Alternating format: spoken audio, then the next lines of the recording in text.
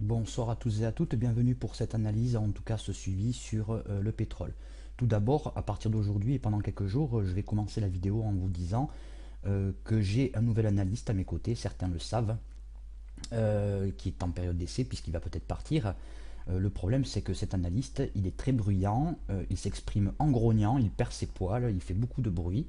Donc si au long de ces vidéos, vous entendez des bruits bizarres, d'affaissement, ce n'est pas moi qui tombe dans les pommes, c'est doit être Maurice qui a un problème avec l'imprimante. Voilà, ceci étant dit, ça promet des jours assez rigolos.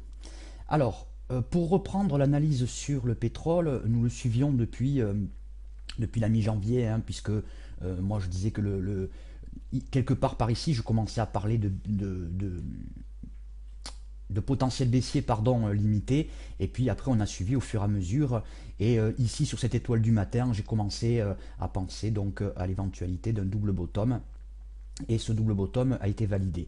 Alors j'ai envoyé un signal d'achat le 22 février ici, euh, dans l'idée d'exploiter ce double bottom, dont l'objectif est en noir ici, hein, puisque c'est la hauteur d'ici reportée là. On voit que l'objectif a été parfaitement atteint, et maintenant nous sommes en train de faire un retracement.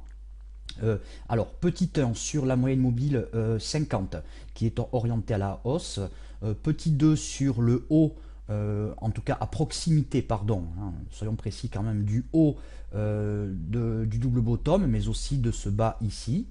Nous avons fait un avalement haussier, le RSI trouve ses points bas autour des 46 et le stochastique reste orienté à la hausse, si ce n'est qu'il y a eu une baisse de momentum sur ce point haut.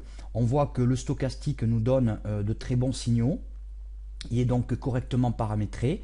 Eh bien, je maintiens mes objectifs à 4350. Alors en fait, c'est 34,50 évidemment, hein, vous l'aurez, pardon, 44,50, pardon, vous l'aurez compris.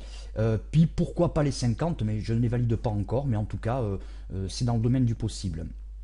Que dire de plus que la moyenne mobile de 100 est en train de perdre son biais baissier. C'est déjà arrivé une fois, donc pour l'instant c'est pas significatif du tout.